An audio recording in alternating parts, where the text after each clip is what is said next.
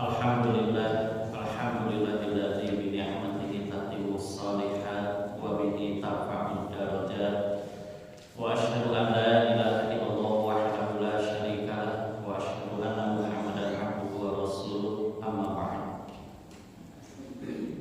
Bab idza 'ada maridun fa hadaratis sholatu fa shalla bihim jama'atan.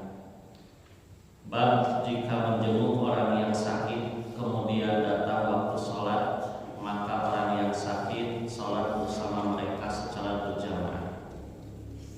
Masih seputar bab orang yang sakit. Hadis yang akan kita bahas, kita pelajari adalah bagaimana apabila menjenguk orang yang sakit kemudian tiba waktu sholat. Maka ikhwatul iman rahimahumullah, berdasarkan bab yang ditulis terutama oleh Imam Al-Bukhari di sini, orang yang sakit sholat bersama mereka, sholat bihim, orang yang sakit itu sholat bersama mereka jamaah, secara berjamaah. Berarti yang sakit sholat bersama mereka itu siapa? Yang menjenguk, yang menengok, yang melalaian. Pami bapak ibu ngalayan kedaman langsung di waktu sholat. Saur Nabi pan memang anu paling utami mah nalika begitu adzan taharita sholat. Upami anu kedamanna memang mempersilahkan kantenan agamanya ngamanggakeun tos salat di dieu. Nah, iwat iman salah sama teu aya wagelan di dinya. Apalagi memang orang yang sakit menyuruh atau menginginkan berjamaah. Mujatul imamna saha, nu teu damarna anu ngalayanna. Pamitos di awas hadisna di dieu cobi tinggal mujatul imamna saha. Nu teu damar ibarat iman nya. Kenging anu ngalayan. Ah, urang cobi tinggalnya. Imam Al-Bukhari mengedepankan di sini hadis yang pernah terjadi terhadap diri Nabi Shallallahu Alaihi Wasallam.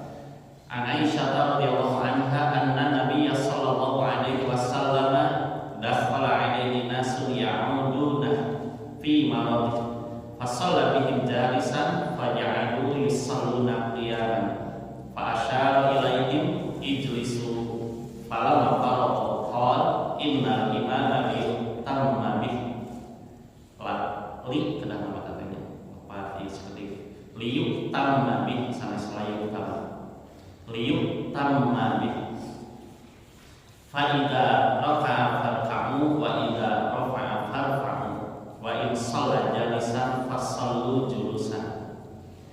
Dari Aisyah ummul mukminin, ibunya kaum mukminin, karena memang istri-istri Nabi adalah ummahatul. Istri-istri Nabi adalah seperti ibu untuk kaum muslimin yang haram dinikahi setelah Nabi wafat. Melalui istri-istri Nabi mah saparantos Rasulullah ngandungkeun teu aya anu nikah deui, karena seperti layaknya ibu bagi seluruh kaum mukminin, kaum muslimin laki-laki terutama. Kata Aisyah, saat Rasulullah Shallallahu Alaihi Wasallam sakit dan orang-orang Rasulullah Shallallahu Alaihi Wasallam sholat di rumahnya sambil duduk. Jantan nalika Nabi Shallallahu Alaihi Wasallam kedaman, Rasulullah Shallallahu Alaihi Wasallam di bumina sholat sambil calik, qaidan sambil duduk. Berarti nudukkeun teu damanna, teu daman repot gitu. Terdapat kapot sanes gering udah bukan sakit ringan kan ketiasan ada, berarti Nabi memang repot abot berat. Dan orang-orang waktu itu mereka yaqudunahu itu artinya menengok Nabi. Jantan Nabi menuju ke dalam untuk kiat paling ngadeg Nabi sholatnya paling calik. Para sahabat ngalayan ke mobil Rasul. Dan ini adalah salah satu etika. Apalagi kaum muslimin melihat yang sakit ini adalah Rasulullah. bukan hanya seorang pemimpin biasa, tapi ini adalah Rasulullah. Dan tidak disebutkan sudah berapa lama Nabi sakit. Tempo hari pernah dijelaskan, walaupun tidak ada keterangan secara eksplisit, secara tafsir dalam beberapa kitab sirah nabawiyah, bahwa Nabi itu, kata para ulama, setidaknya yang terekam dalam beberapa riwayat sakitnya itu tidak banyak, kurang lebih hanya sekitar 2 kali. Itu sakit yang memang terlihat berat. 2 tiba-tiba. Yang pertama yaitu ketika peristiwa naon drama Nabi di payung teh. Ketika Nabi berada di perang Khaybar. Setelah perang Khaybar, kemudian Nabi disuguhi daging kambing, paha kambing, itu kesukaan Nabi. Seorang perempuan Yahudi, Zainab binti Haris, itu memberikan jamuan daging kambing. Bobo ikhwat imannya, yang kesenang gitu. Tetapi ikhwat iman, di belakang itu ternyata ada niat busuk perempuan ini. Dalam Khulasatul Yakin, yaitu ringkasan sejarah Nabi, itu disebutkan bahwa sebetulnya perempuan ini ingin mengetahui apakah betul Muhammad ini Nabi. Kalau memang Nabi, pasti dia akan selamat.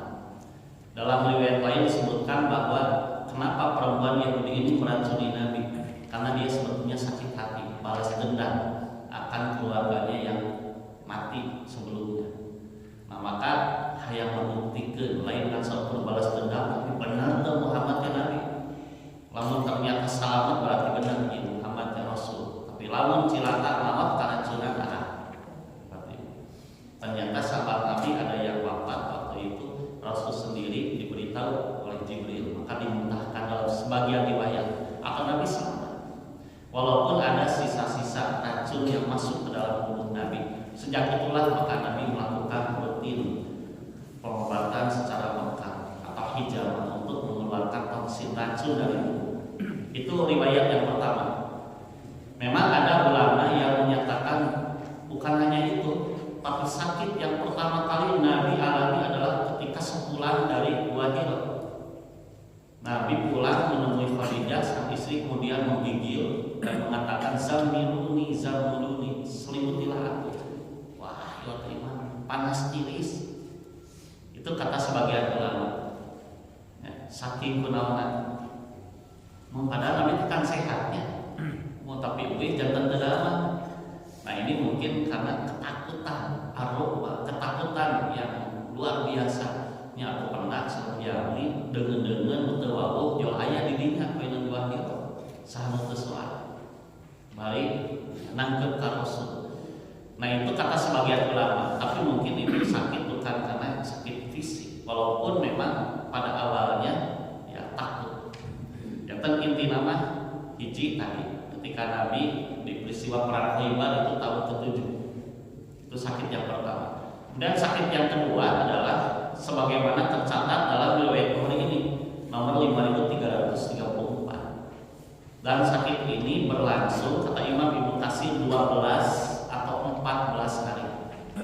Sebagian ulama menyebutkan 13 atau 14 hari. Kira langkung 2 minggu.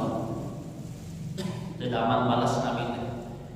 Diceritakan dalam riwayat yang lain masih dalam Bukhari juga bahwa ini terjadi setelah Nabi syahidah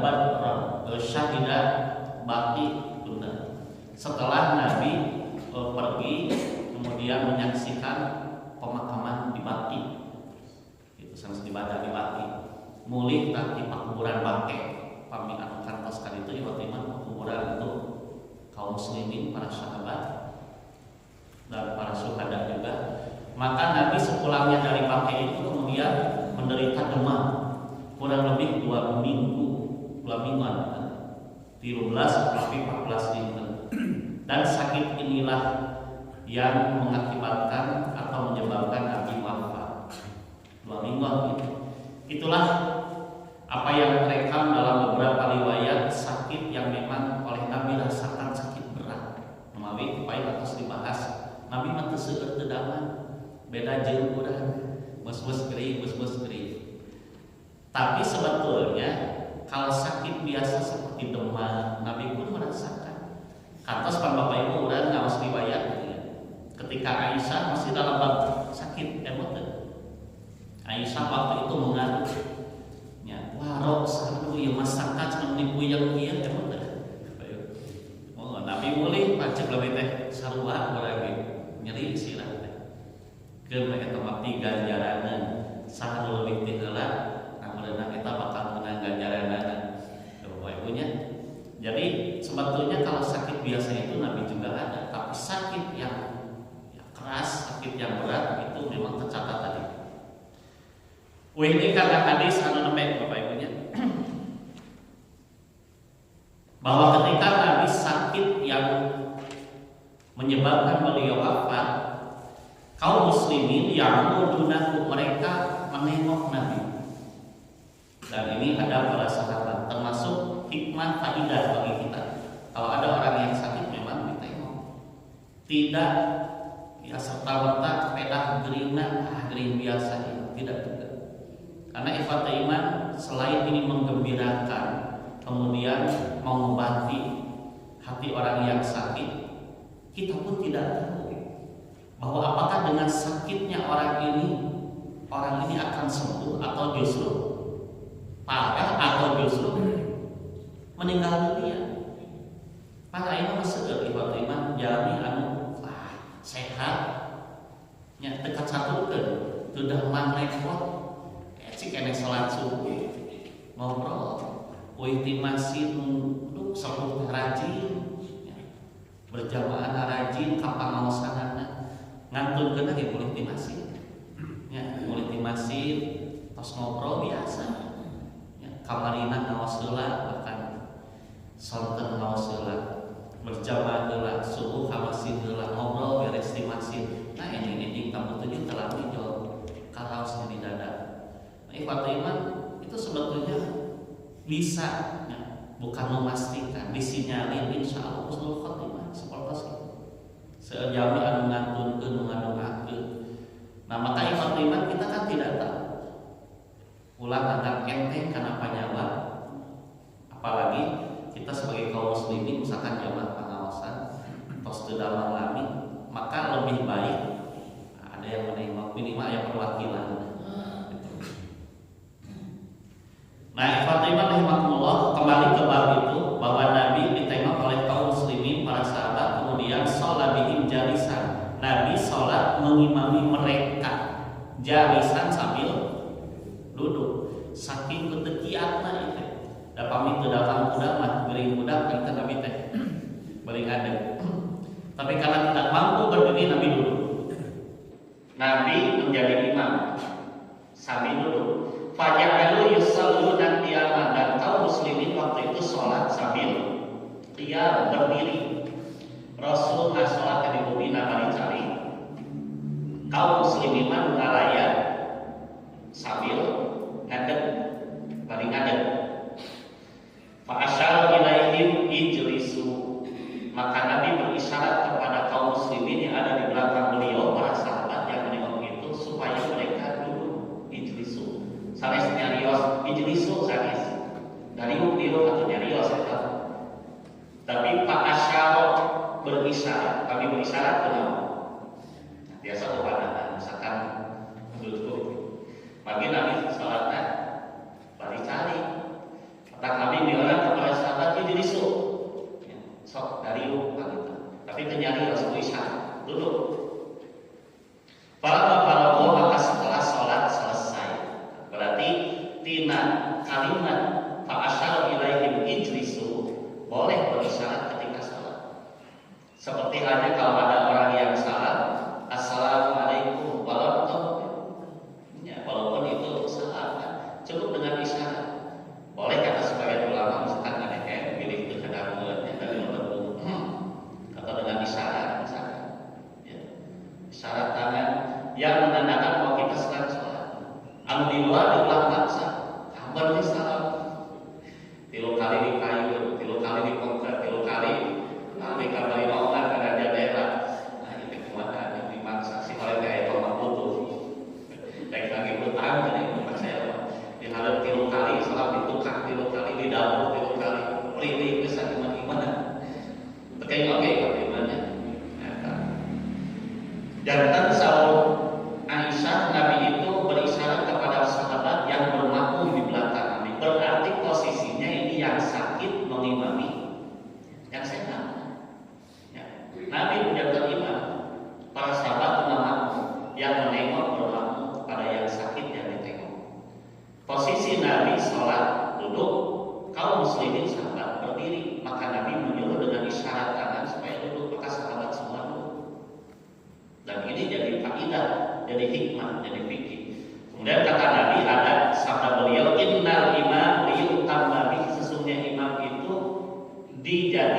diangkat untuk diikuti liu tamma bihi. Pamila tauhid imali. Liu tamma bihi untuk diikuti imam itu. Makanya kaidah rakaat kamu kaidah rakaat kamu. Kalau imam ruku, kalau imam berdiri, berdiri. Wa in sholat jalisan as-salat julusan. Kalau imam sholat duduk, maka sholatlah kalian sambil duduk. Tatina hadis ieu Bapak Ibu, kaum muslimin sahabat harita salati dipiwahan ku Nabi. Berarti urang upami kajantan imam sholat salih kumaha dina hadis ieu? Ya salih Bapak Ibu. Sejarah memang seperti itu. Salih kita teh. Mau riwayat ieu melalui kadang tapi kok gitu ulah logika ngawas hadis sapotong. Karena hadis itu memang ada yang dikenal dengan istilah nasih mansuh. Kalau diketahui tarikh sejarah hadis itu ada yang qadim, ada yang lampau. Dia hadis mengawikan mana ya? Hadis terutama yang kontradiktif. Ini kejadian kurang berbeda pendapat atau berbeda penjelasannya. Ternyata riwayat memang dulu seperti itu. Dan sebetulnya ada hadis berikutnya. Nah, makanya masih di riwayat Bukhari. Dan ini tercatat di nomor 657. Qala al-Humaydi qawluhu idza shalla jalisan fasallu julusan wa bi maradihil qadim. Tsumma shalla ba'da dzalika Nabi sallallahu alaihi wasallam jalisan wa nasu qawlu qiyaman lam ya'muru bil qawd wa inna ma yukhadhu bil akhir wal akhir bi fi'li Nabi sallallahu alaihi wasallam. Berkata Al-Humaydi, Humaydi teh bani rawi katanya. Imam Al-Humaydi. Humaydi itu seorang rawi. Kata beliau qauluhu ini tercatat dalam Sahih Bukhari. Perkataan idza shalla jalisan fasallu julusan, sabda Nabi kalau imam sholat duduk maka makmum sholatlah sambil duduk. Oleh Imam Al-Humaydi dijelaskan wa bi maradihil qadim, dan ini terjadi atau kejadiannya adalah saat sakit Nabi di waktu yang lampau. Ieu mah kantos sapertos kieu teh nalika Nabi kedaman muti payur kamumpul. Nah, kemudian summa sholat dari Nabi sallallahu alaihi wasallam jalisan. Setelah itu Nabi sholat sambil duduk, wan nasu khalfahu qiyaman, sedangkan orang sholat di belakang Nabi sambil berdiri. Berarti Bapak Ibu aja rekomankan dulu ya hadisnya. Ya, pernah terjadi Nabi sakit di satu waktu. Kaum muslimin datang, kemudian sholat di belakang Nabi. Para sahabat berdiri, kata Nabi, "Shollu julusan." Duduklah karena aku sholat sambil duduk. Itu Imam Al-Humaydi. Tapi di waktu yang terakhir, karena sholat Nabi itu dalam kalau begini, mungkin tidak berselang lama dari waktu ini. Magita ya riwayatnya itu dalam kapungkur teh. Tahun itu akan mingguan kamari. Yang sakitnya kan sakit yang itu juga. Karena Nabi yang sakitnya parah atau berat ya ini yang kurang lebih berlangsung 14 hari. Biasanya tanpa namanya sadinten dua dinten kalau ayat sahabat. Kemudian beberapa hari berikutnya ada yang menengok kembali. Nah, kata Imam Al-Humaydi, ketika Nabi menyuruh kaum muslimin agar sholat duduk, karena beliau duduk, itu kejadiannya yang sholat lalu, yang sudah lampau.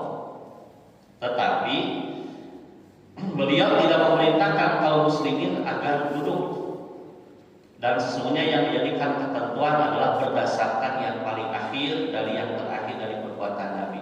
Ketika Nabi masih sakit itu, kemudian sholat beliau sambil duduk, kaum muslimin sama bermakmum di belakang beliau, Nabi tidak menyuruh duduk. Pas saya sholat ngalayankan Nabi, yuk orang sholat berjamaah, sholat Nabi. Kaum muslimin para sahabat nggak, tapi Nabi terbiwaran saling. Nah, inilah yang dijadikan hukum al-akhir fal-akhir, yang terakhir dari yang akhir. Nu tadi oge, nu terakhir, tapi aya nu paling akhir ta eta. Eta paling akhir hukum. Nunamina upami dina fatwa Imam Syafi'i mah qaul jadid. Itu dina fatwa Imam Syafi'i aya disebut qaul qadim, qaul jadid. Perkataan yang dahulu, perkataan yang terbaru. Istilahnya ngarevisi.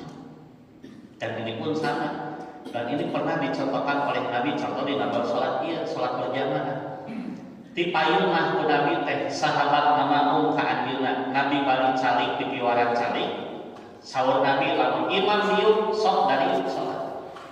Tapi terakhir Nabi sadar ngaturkeun kaum muslimin salat bari ngadeg Nabi balik calik ku Nabi itu di piwaran carari. Dan itu jadi sumber hukum yang terakhir. Ya, umawi hirup oge sami kita iman. Yang urang di mana? Ya, innamal a'malu bil khawatim mujatan hukumah yang terakhir. Mau kumaha maksanakeun eta maka aya istilah husnul khotimah suul khotimah. Urang kada ngajaga kaislaman, kataatan teh deui ka akhir hayat. Magi urang doanya terang. Urang ayeuna tiasa janten menuju semangatna ibadah, semangat kepangawasan, semangat berjamaah, semangat infak sedekah, semangat wah kana beramal saleh, alim kapayuna. Jadi waktu terasa Korea pilot iman. Siapa tahu justru di saat itu akhir hidup kita. Ya. Kabatul lah saya temukan dulu ngaji tara, sholat tara, akad. Pedak urang getol pilot iman. Ternyata dicarioskeun teh. Taubat, yo semangat teh urang anu ripo jadi tibalik urang mah itu teu acan geus sok kumaha. Jadi urang usul khotimah laras. Nah, makanya kita jangan mudah memvonis orang. Su'ul khotimah dan husnul khotimah itu penentu amal seseorang. Dalam masalah hukum pun ini demikian. Perbuatan amal yang telah lalu ini dihapus oleh perbuatan yang terbaru. Inilah nasih mansukh min hadis. Ya, nasih yang menghapus, mansukh yang dihapus. Makmum ketika mereka sholat bersama imam yang duduk termasuk yang berdiri maka harus mengikuti imam, dan ini adalah ketentuan yang memang pertama. Tapi ketika Nabi tadi mencontohkan Nabi sholat sambil duduk, membiarkan sahabat sholat sambil berdiri, dan inilah nasih yang menghapus hukum yang lalu. Jantan pami urang ayeuna sholat berjamaah ditakdirkeun imam bari calik, makmum calik ngadeg. Itu Bapak Ibunya.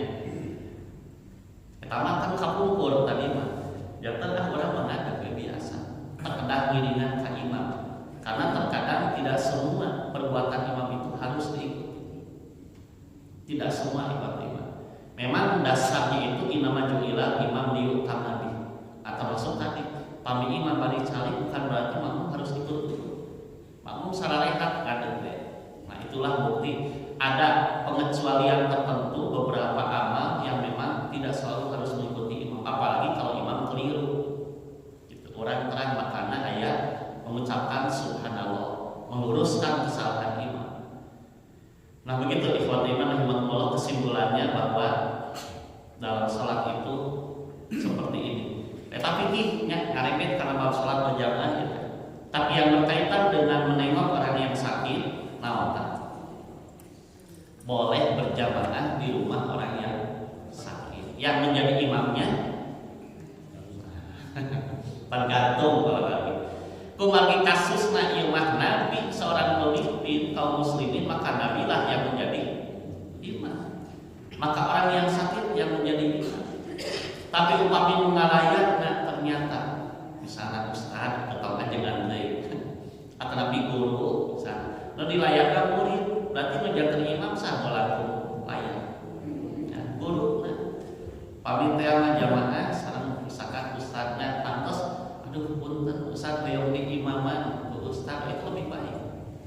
Ya, walaupun misalkan tetap ada dunia oke mana we ku sohibul bed misalkan. Maka di sini kita tetap memprioritaskan bahwa yaqumul qauma aqra'uhum, yang berhak menjadi imam itu adalah yang paling banyak hafalan Qur'annya.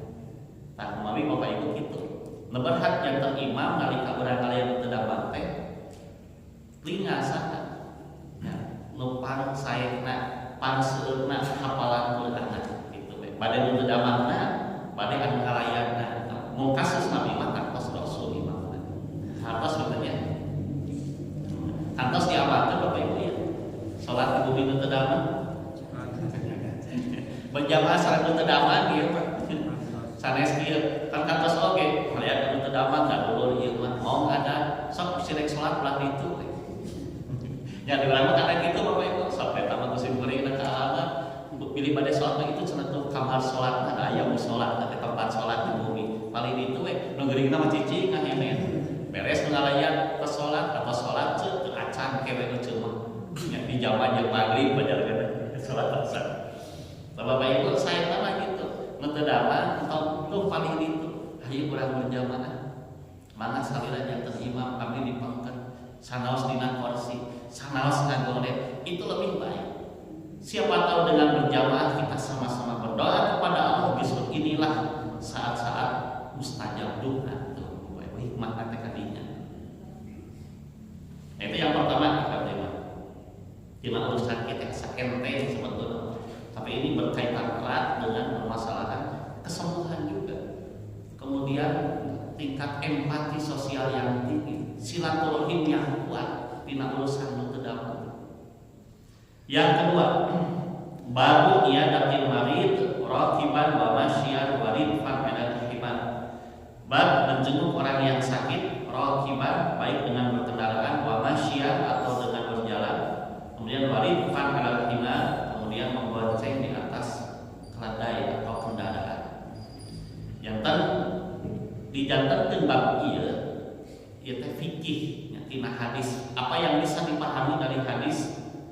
Demikian hadis di bawah ini bahwa kalau kita ditakdirkan tahu ada saudara, tetangga, kerabat, ikhwan kita yang sakit, maka disinilah kita dianjurkan untuk menengok.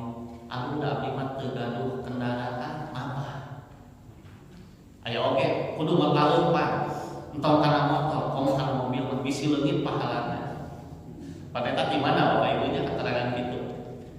Jika tadi teh mengalayan kanu teu damang kali cenah ulah di dahar eta ulah dipuyuk cai pokona kumaha di bawah leujing di bawah di iman banyak itu dalil iman-imannya.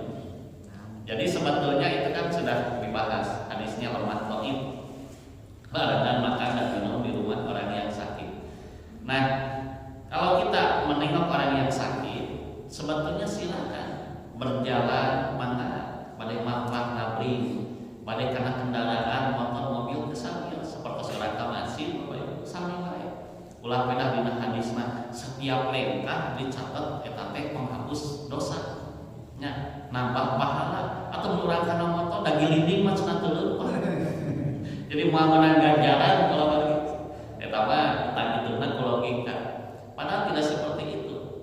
Dengan pergi kita ke masjid pada mampah pada naik kendaraan ya, pada digotong, pada dipanggul, pada dihais, terserah intinya mah akad itu akan jadi pahala. Soalnya kami gitu kayak khawatos punten anu karena kursi roda punten anu teu tiasa mampah bahkan anu teu aya sampean si bade kumaha.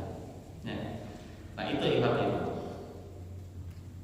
Nah di sini diperbolehkan dijadikan bab bahwa boleh menengok orang yang sakit dengan cara apapun, baik kita berjalan atau berkendaraan. Yang pertama, Anhur wata anna Usamah bin Zaidin akhbarahu anna Nabiy sallallahu alaihi wasallam raqiba ala himarin ala ikafin ala latifatin fadakiyatin wa adzaba Usamah tawaraqatu ya'udu sa'dabna ubadata qabla waqti badrin. Dari Urwah bahwa Usamah bin Zaid mengabarkan kepadanya bahwa Nabi Shallallahu Alaihi Wasallam pernah mengendarai keledai milik beliau. Kantos Nabi teh nunggang karena himar kagungan anjeunna. Kemudian di atas himar itu ada pelana bersulam dulu daripada saking busarena itu. Sementara Usamah bin Zaid membonceng di belakang beliau. Jadi Usamah dibonceng oleh Nabi wa'ad dapat Usamah takwara'ahu. Usamah dibonceng oleh Nabi di belakangnya karena Usamah dipayung. Nah, jantan Nabi karena himar Usamah dipangkat. hima walaupun kecil duaan ya kacana kene. Untuk apa Nabi naik hima dengan Usama? Yaqudu Sa'd bin Ubadah, untuk menjenguk Sa'ad bin Ubadah. Dan ini terjadi sebelum perang Badar. Apalagi hadis ieu menjadi dalil Nabi wae kantos ngalayan teu dawan teh naik kendaraan, naik kana kalde. Itu artinya diperbolehkan dan tidak mengurangi pahala. Ini yang pertama. Bahkan Usama wae dibonceng ku Nabi supaya tidak kehilangan pahala. Yang kedua, riwayat di bawah, An Jabir radhiyallahu anhu qala ja'ani Nabi sallallahu alaihi wasallam ya'uduni laisa biraqibi baghlin wala bidzaunin. Dari Jabir bin Abdullah, dia berkata, Nabi sallallahu alaihi wasallam pernah datang menjenguk Jabir kantos sedangan. Nabi ngalayan ka Jabir tanpa mengendarai bidghal. Bidghal teh bagol bidghal ibarat itu peranakan antara kuda dan keledai, tak bidghal. Ya. Ai cibegol mah kapungkur sakinah begal eta mah kitu. Kalau diambil dari bahasa Arab bidghal yaitu peranakan antara kuda dan keledai. Jantan ya ukurannya lebih kecil dari kuda, lebih besar dari keledai gitu. Jika lamun entok jeung merinya jadi tongki. Nah, itu Bapak Ibu. Nah, ini diterangkan oleh Jabir, Nabi tidak naik keledai dan juga tidak naik biddaun. Biddaun itu keledai yang asal usul keturunannya bukan dari Arab. Intinya Nabi tema apa? Jadi dua riwayat ini menyebutkan bisa disimpulkan menjenguk orang yang sakit itu baik berjalan ataupun naik kendaraan pahalanya sama. Lalu kami benten mah kantos Nabi oge bakal mampat. Dan itu sama seperti tadi. Kalau kita datang menengok orang yang sakit dijamu, disuguhan, kalau bagi pami urang terkiat haus karena kita meminta izin untuk minum dan tidak mengurangi pahala yang sama. Apalagi itu untuk membahagiakan